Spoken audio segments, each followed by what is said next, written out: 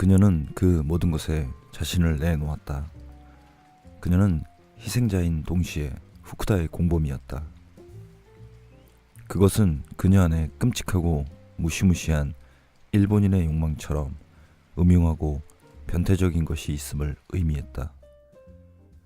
그녀가 치료받은 다음 시간이 지나 이 하찮은 가난뱅이보다 더 부유하거나 더 흥미로운 사람에게 갈 수 있도록 빚을 지면서까지 치료비를 내주었으니 이 바보를 어떻게 성인이라 생각하지 않을 수 있겠는가. 마음속에 증오와 분노가 일었지만 그럼에도 가능한 빨리 집에 돌아가 그녀를 보고 어루만지고 어느 때보다 그녀를 사랑한다는 사실을 알려주고 싶었다. 불쌍한 여자, 얼마나 심한 고통을 당했을까. 그녀가 목숨을 부지하고 있는 건 기적이었다.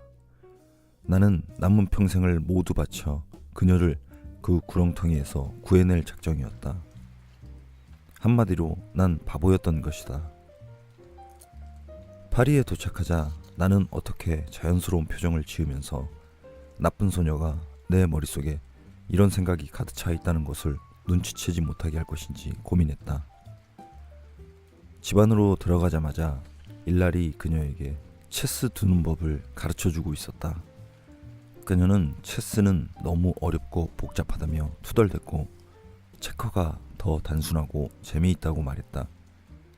아니에요, 아니에요. 고음의 어린아이 목소리가 우겼다. 일날이 배워줄게요. 일날이 배워줄게요가 아니라 가르쳐줄게요라고 해야지. 그녀가 바로 잡아주었다. 아이가 돌아간 뒤 나는 내 기분을 숨기기 위해 곧바로 번역 작업을 시작했고 저녁까지 타자기를 두드렸다. 거실에 놓인 식탁이 서류로 가득했기 때문에 우리는 부엌의 조그만 테이블에 앉아 저녁을 먹었다. 그녀는 치즈 오믈렛과 샐러드를 만들었다. 왜 그래? 식사하는 동안 그녀가 갑자기 물었다. 이상해 보여. 병원에 갔지? 그렇지. 왜 나한테 아무 말 안 했어? 안 좋은 말이라도 들은 거야? 아니, 그 반대야. 나는 자신 있게 말했다. 네 상태가 매우 좋다고 했어. 지금 너에게 필요한 건 병원과 룰랭 박사 그리고 과거를 잊는 거래. 그들이 직접 말해줬어. 네가 완전히 회복되려면 그것을 모두 잊어야 한다고. 그녀의 눈이 내가 뭔가를 숨기고 있다는 걸 안다는 듯 나를 보았다. 하지만 그녀는 고집부리지 않았다. 우리는 그라보스키 부부의 집으로 커피를 마시러 갔다. 그들은 몹시 흥분해 있었다. 파스테르 연구소와 교환 협정을 맺은 프리스턴 대학에서 시몬에게 2년간 연구 활동을 해보지 않겠느냐고 제안한 것이다. 두 사람은 뉴저지로 간다는 꿈에 부풀었다. 그러면 2년 동안 일날은 영어를 배울 수 있고 엘레나는 프리스턴 대학에서 의학 실습을 할 수 있었다. 그녀는 코생병원에서 2년 동안의 무급 휴직 허가를 받을 수 있는지 알아볼 거라고 했다. 그들은 쉬지 않고 말했고 나는 거의 입을 다문 채 듣기만 했다. 아니, 정확하게 말하자면 듣는 척했다. 나는 내게 말하라고 강요하지 않는 그들이 내심 고마웠다. 그 후 몇 주, 몇 달 동안 나는 열심히 일했다. 대출금을 갚고 나쁜 소녀와의 동거로 늘어난 생활비를 감당하기 위해 제안받은 일을 모두 받아들여야 했고 밤이나 이른 아침에는 2~3시간 정도 차르네스 씨의 사무실에서 맡긴 서류를 번역해야 했다. 차르네스 씨는 평소와 마찬가지로 나를 도와주려고 애썼다. 나는 유럽의 여러 나라를 오가며 온갖 회의와 강연회에서 일했고 번역할 서류를 호텔이나 민박집에 가져가 타자기로 밤새 작업했다. 일이 많은 것은 문제가 아니었다. 나는 그토록 사랑하는 여자와 함께 살 수 있어 너무 행복했다. 그녀는 모든 상처에서 치유된 것 같았다. 우리는 절대 후쿠다나 라고스, 프리클라마르의 병원에 대해 말하지 않았다. 우리는 영화관에 갔고 때로는 음악을 들으러 생제르맹대로의 재즈 카페에 갔으며 토요일에는 그리 비싸지 않은 식당에서 저녁을 먹기도 했다. 내가 유일하게 사치를 부린 부분은 헬스클럽이었다. 나쁜 소녀에게 헬스클럽이 많은 도움이 될 거라고 확신했기 때문이다. 나는 그녀를 몽테뉴 거리의 헬스클럽에 등록시켰다. 온수 수영장을 갖춘 곳이었다. 그녀는 일주일에 서너 번 그곳에서 트레이너와 함께 에어로빅을 하고 수영을 했다. 수영을 배운 뒤 그녀는 운동 중에 수영을 제일 좋아하게 되었다. 내가 없을 때 그녀는 그라보스키 부부와 대부분의 시간을 보냈다. 엘레나는 병원에서 휴직 허가를 얻었고 봄에 미국으로 갈 준비를 하고 있었다. 그녀들은 종종 그녀와 영화관이나 전시회에 갔고 식당에서 함께 저녁을 먹곤 했다. 일날은 그녀에게 체스를 가르쳐 주는데 성공했고 체커 게임을 할 때와 마찬가지로 매번 그녀를 이겼다. 어느 날 나쁜 소녀는 내게 몸이 완전히 나은 것 같다고 말했다. 그녀는 건강해 보였고 삶에 대한 의욕 역시 되찾은 듯 했다.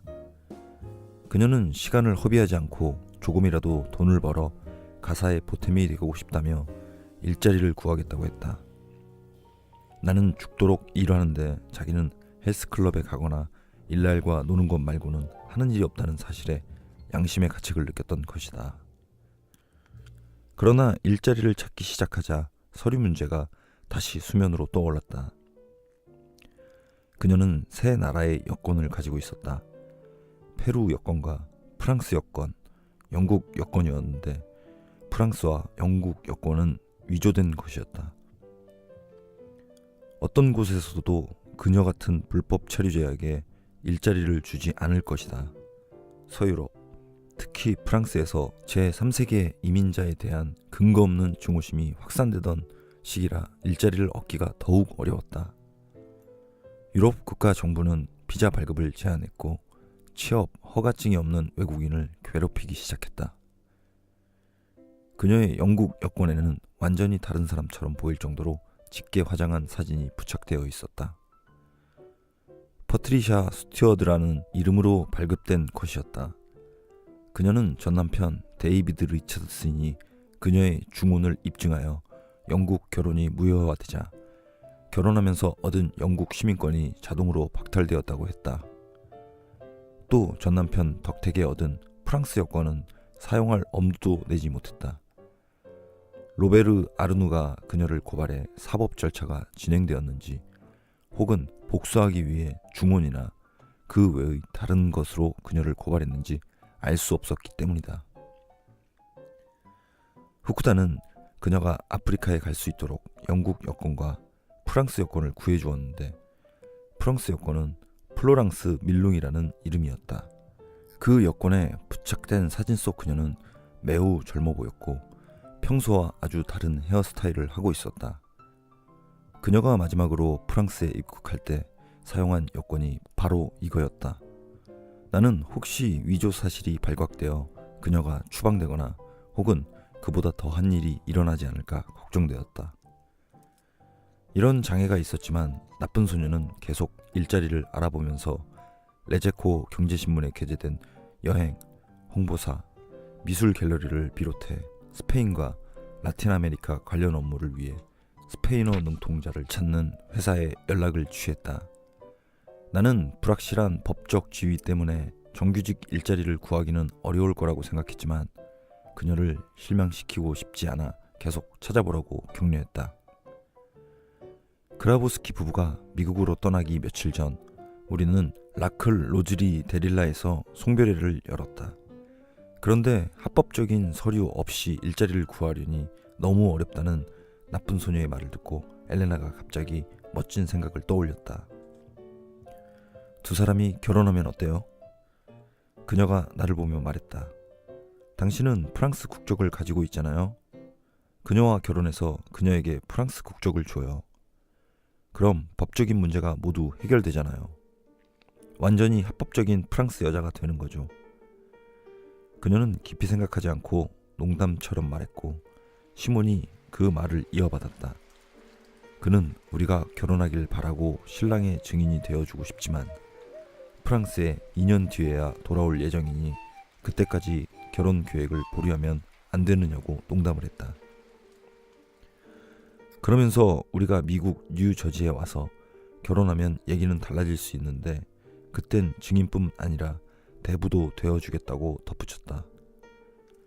집으로 돌아오자 나는 옷을 갈아입는 나쁜 소녀에게 농담 반 진담 반으로 말했다.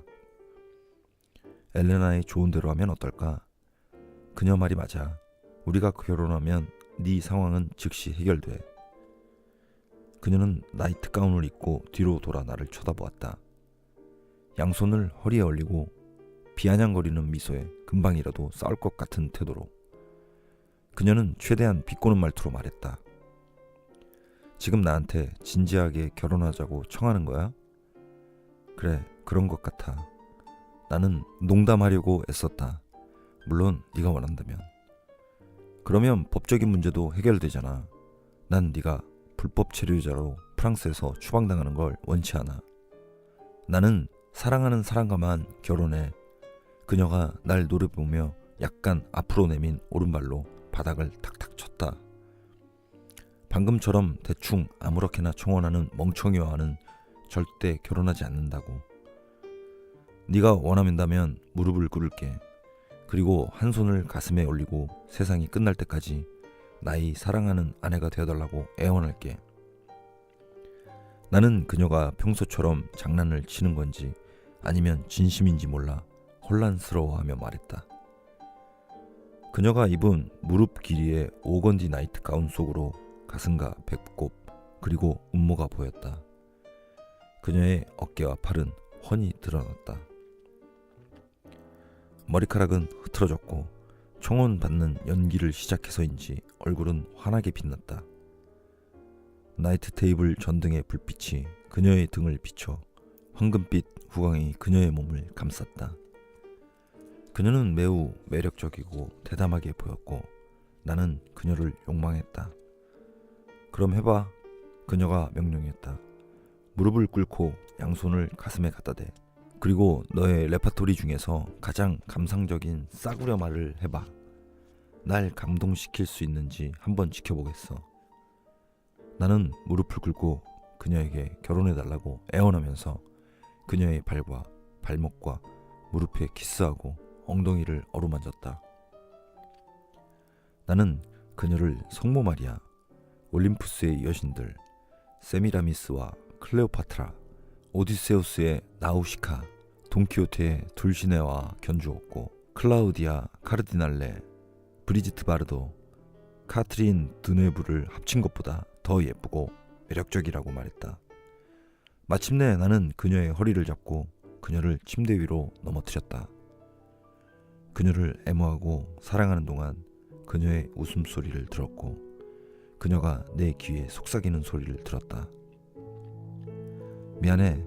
난 네 프로포즈보다 더 멋진 프로포즈를 이미 여러 번 받았어. 하찮은 인간.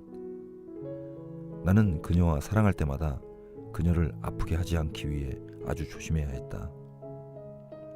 그녀는 갈수록 좋아지는 척했지만 나는 사실 그렇지 않다고. 그녀의 질에 난 상처는 결코 완치되지 않을 것이고 계속 우리의 성생활에 장애가 될 거라고 생각했다. 나는 대부분 삽입을 하지 않았지만 하게 되면 아주 조심스럽게 했고 그녀의 육체가 수축하면서 얼굴이 고통으로 일그러지면 즉시 뺐다. 어렵고 불안정한 사랑이었지만 나는 커다란 쾌감을 느낄 수 있었다. 내 입과 손으로 그녀에게 쾌감을 선사하고 그녀의 입과 손으로 쾌감을 느끼는 것만으로도 내 인생은 정당화되었고 인간이 누릴 수 있는 가장 큰 특권을 누리는 사람처럼 느껴졌다. 이따금 그녀는 침대에서 평소처럼 수동적이기도 했지만 어떤 때는 흥분해서 열정적으로 사랑의 행위에 달려들기도 했다. 그럴 때면 나는 그녀에게 말했다. 인정하지 않을지 몰라도 넌 나를 사랑해. 그날 밤 우리가 기진맥진해서 잠속으로 빠져들기 전에 나는 그녀에게 말했다. 아직도 내게 대답하지 않았어. 게릴라 전사. 이건 아마 내가 너에게 바치는 15번째 사랑의 맹세일 거야. 나랑 결혼해 줄 거야? 말 거야? 모르겠어. 그녀는 나를 껴안고 심각하게 대답했다. 좀 더 생각해봐야겠어.